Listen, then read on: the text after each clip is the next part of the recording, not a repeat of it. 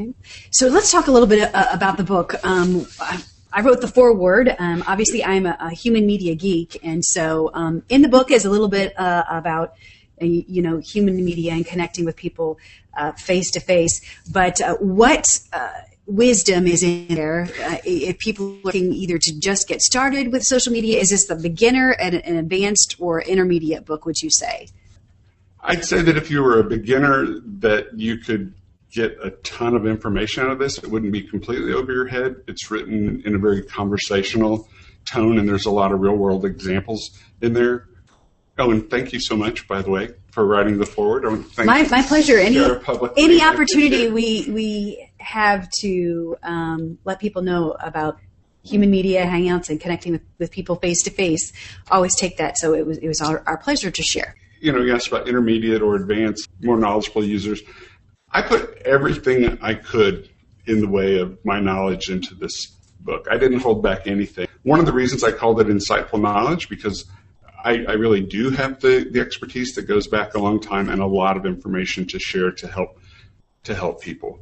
So it's my insight and my knowledge. But the other side of it, the reason I titled it that way, is the insightful knowledge that companies gain by engaging consumers through social media and getting a good industrial strength social media monitoring / listening platform tool so that they can listen through the social web and understand customer sentiment, what people are saying about them, what's good, what's bad, so that they can, like I said earlier, so they can listen closely. I mean, not politely feigning listening because I'm waiting to talk, but listen to learn and listen to understand and understand what consumers want, understand what they value. If you understand what consumers value, it gives you such a leg up in the way of positioning yourself to develop competitive advantages because you're not reacting to the market.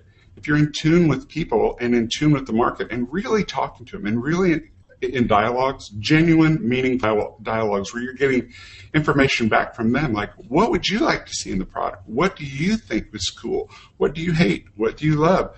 All that kind of stuff is invaluable information. Some of the best product ideas come from consumers.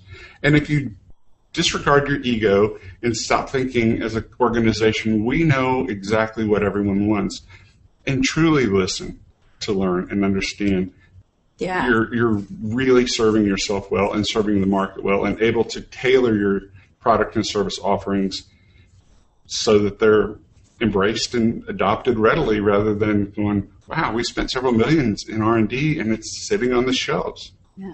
So we have people asking where, Amazon, is that where you... Amazon's really the best place to get it, I'd say. I don't have any affiliation with them. They just have the best price. So I would say just search on Stephen Monaco. It's Stephen, S-T-E-P-H-E-N, and Monaco, like the country, M-O-N-A-C-O. I think it's priced at like $24 right now. And someone else asking as far as those listening tools, what kind of social listening tools do you recommend? The one that I use and recommend is called Spiral 16.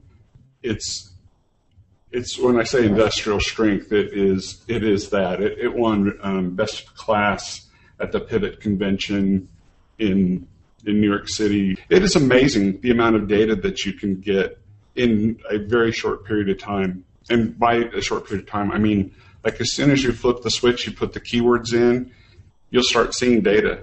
And if you have your keywords being like your company name, your brand name, a product or service name, a competitor name, you start seeing, Sarah Hill said at this time on Twitter, she mentioned this, our brand or our product or our competitor. So you see what she said, the context in which she said it. Absolutely. Stephen Monaco, anything else that you would like to tell us about Insightful Knowledge or your work or any wisdom you would like to impart upon us from those many years in working in marketing and social media strategy?